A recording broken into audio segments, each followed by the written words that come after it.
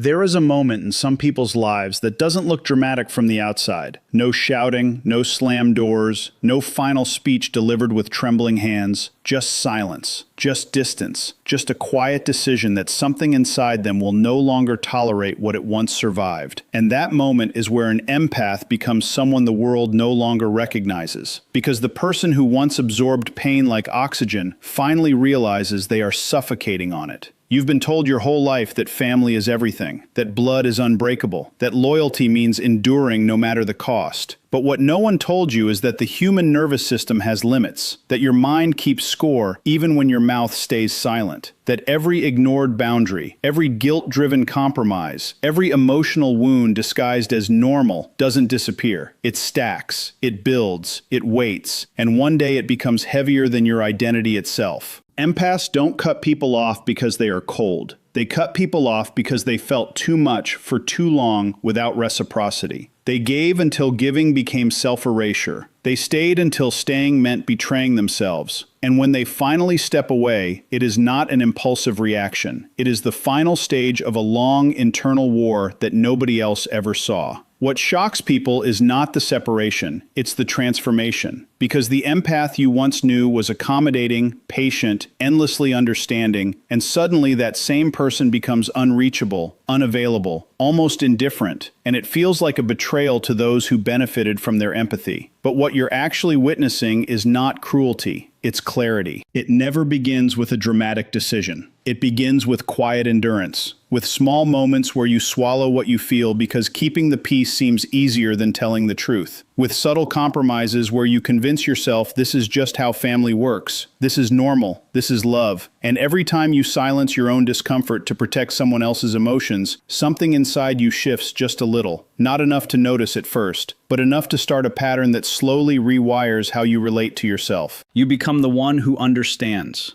the one who forgives, the one who absorbs tension before it explodes. You read the room before anyone speaks. You predict reactions before they happen. You carry emotional weight that was never assigned to you, but somehow always ends up in your hands. And you tell yourself you're strong for it. You tell yourself this is what makes you different. This is what makes you valuable. But what you don't realize is that strength without boundaries becomes a slow form of self-erasure. Because every time you choose their comfort over your truth, you teach your nervous system that your needs are secondary. You train your mind to scan for danger instead of safety. You normalize the feeling of walking on eggshells until it becomes your baseline. And over time, you stop asking for what you need, not because you don't have needs, but because you no longer believe they will be met without consequence. And the breaking point doesn't come from one big moment. It comes from hundreds of small ones stacked on top of each other. It comes from the repeated experience of not being seen, not being heard, not being valued in the same way you value others. It comes from realizing that your empathy is being consumed but not returned, that your presence is expected but your pain is inconvenient, that your role in the family is not to be understood but to be useful. You remember the times you tried to explain how you felt and were dismissed, the times you expressed boundaries and were met with guilt, the times you hoped for change and were given just enough to keep you there, but never enough to truly feel safe. And each of those moments leaves a mark, not loud enough to force immediate action, but deep enough to accumulate into something heavy, something that starts to follow you even when you're alone. Because the mind doesn't forget patterns, it records them. It builds associations. It creates a map of what to expect. And when that map is filled with emotional inconsistency, subtle invalidation, and unspoken tension, your entire system begins to operate in a state of alert, even in places that are supposed to feel like home.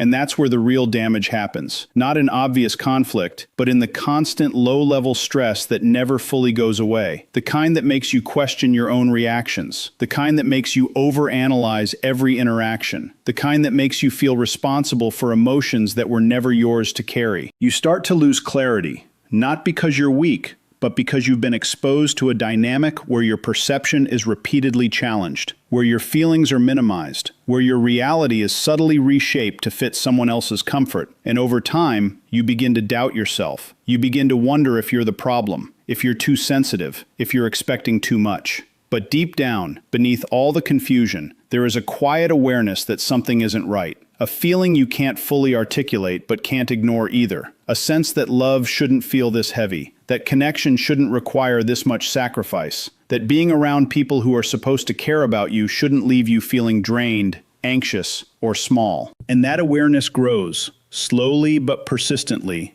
every time you leave an interaction feeling worse than when you entered it. Every time you replay conversations in your head, trying to make sense of what just happened. Every time you notice that you are the one adjusting, the one compromising, the one carrying the emotional responsibility of keeping everything stable. Until one day, the cost becomes undeniable. Not because something new happened, but because you can no longer ignore what has always been there. You can no longer rationalize it. You can no longer convince yourself that this is sustainable. And that's when the shift begins. It's not loud, it's not confrontational, it's internal. It's the moment you stop trying to fix everything. The moment you stop chasing understanding from people who have consistently shown you their limits. The moment you begin to redirect your energy inward instead of outward. And this is where people misunderstand the empath. Because from the outside, it looks like withdrawal. It looks like distance. It looks like a sudden change in behavior. But from the inside, it feels like survival. It feels like finally acknowledging the truth you've been avoiding. It feels like choosing yourself in a way you were never taught to do. The conversations become shorter. The emotional investment becomes smaller. The need to explain yourself fades. Not because you don't care, but because you've realized that explaining has never led to real change. It has only kept you engaged in a cycle that drains you. And the more you pull back, the clearer everything becomes. You start to see patterns you once overlooked. You start to recognize behaviors you once excused. You begin to understand that what you thought was connection may have been dependency. What you thought was love may have been control. What you thought was loyalty may have been fear of losing your place in a system that never truly supported you. And with that clarity comes a difficult realization that staying will require you to continue abandoning parts of yourself, that maintaining the relationship as it is will cost you your peace, your energy, your sense of identity. And for the first time, you begin to question whether that cost is worth it. Because empaths don't leave easily. They stay longer than most. They try harder than most. They forgive more than most. Which is exactly why when they finally reach the point of cutting off, it is not a reaction. It is a conclusion. A conclusion built on years of evidence, years of emotional data, years of trying and failing to create a dynamic that feels safe, balanced, and mutual. And when that conclusion settles in, it changes everything. Not in a dramatic explosion, but in a quiet certainty that you can no longer go back to being who you were, that you can no longer ignore what you know, that you can no longer participate in a dynamic that requires your silence to function. So the decision is made, not out of anger, but out of clarity, not out of impulse, but out of exhaustion, not out of rejection, but out of self-preservation. And to everyone else, it looks sudden, but to you, it has been a long time coming. What unsettles people is not the distance itself. It is who you become after it, because they were prepared for your patience, your softness, your endless capacity to understand. But they were never prepared for your silence, for your stillness, for the way you no longer react the way they trained you to react. And that shift feels unnatural to them because it removes the very thing they relied on to keep the dynamic intact. You were predictable before, not because you were simple, but because you were consistent in how you responded to emotional pressure. You would explain, you would justify, you would try to smooth things over. You would take responsibility even when it wasn't yours. And that predictability made you easy to navigate, easy to influence, easy to pull back into cycles that drained you. But now something has changed, and that change cannot be negotiated with. You stop responding the way you used to, not out of defiance, but out of awareness. Because once you see the pattern, your mind no longer allows you to participate in it the same way. Once you understand how certain words, tones, and behaviors are used to trigger you into engagement, you begin to detach from the outcome. You begin to observe instead of react, and that alone disrupts everything. Because the system you were part of depended on your emotional availability. It depended on your willingness to absorb discomfort, to carry tension, to keep things moving even when it was costing you internally. And when you remove that role, even slightly, the imbalance becomes visible. The cracks that were hidden by your effort begin to show. You become quieter, but not weaker. Calmer, but not disconnected. And that distinction is what confuses people, because they mistake your lack of reaction for lack of care, when in reality, it is the result of deeper control. You are no longer operating from impulse. You are no longer pulled into every emotional current that passes through the room. You are choosing when and how to engage. And that level of control feels foreign to those who only knew you when you were constantly giving. They will test it, intentionally or not. They will repeat old patterns to see if you respond the same way. They will push familiar buttons, use familiar language, recreate familiar scenarios, expecting the same outcome. But what they encounter instead is resistance.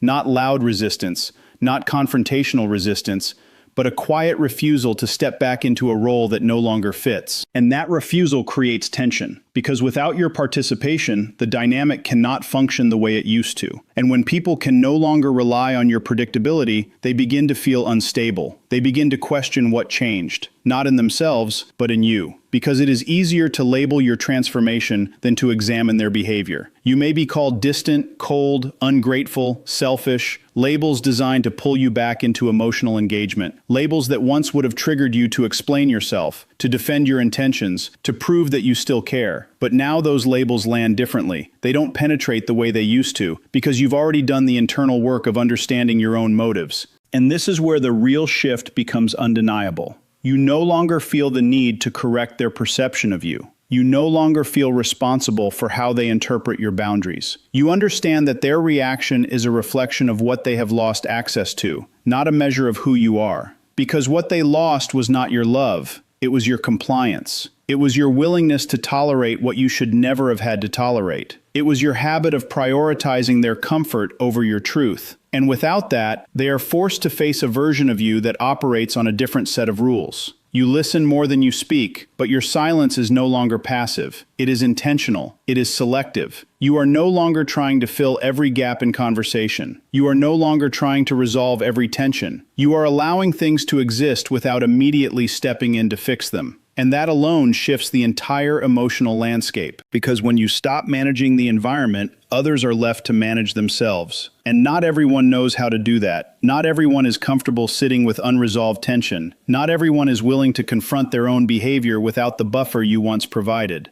So they look to you, expecting the old version, the one who would step in, smooth things over, take the weight, restore balance. But that version is no longer available. And the absence of that role forces a confrontation with reality that many people would rather avoid. And through all of this, you remain steady. Not perfect, not unaffected, but grounded in a way you weren't before. Because your sense of self is no longer tied to how well you can maintain the emotional stability of others. It is rooted in your ability to maintain your own. You begin to experience a different kind of strength. Not the strength of endurance, but the strength of restraint. The strength of knowing when to engage and when to step back. The strength of allowing others to feel what they feel without taking it on as your responsibility. And that strength is often misinterpreted because it does not look dramatic. It does not announce itself. It is quiet, controlled, almost invisible to those who are used to louder forms of power. But it is far more effective because it cannot be easily manipulated. You are no longer pulled into every conflict, no longer drawn into every emotional exchange. You choose your involvement carefully. You measure the cost of engagement before stepping in, and if that cost is too high, you walk away without needing to justify it. And that is what truly shocks people. Not that you left, but that even when you are present, you are no longer accessible in the same way. They can no longer reach you through guilt, through pressure, through expectation, because you have redefined the terms of your own participation.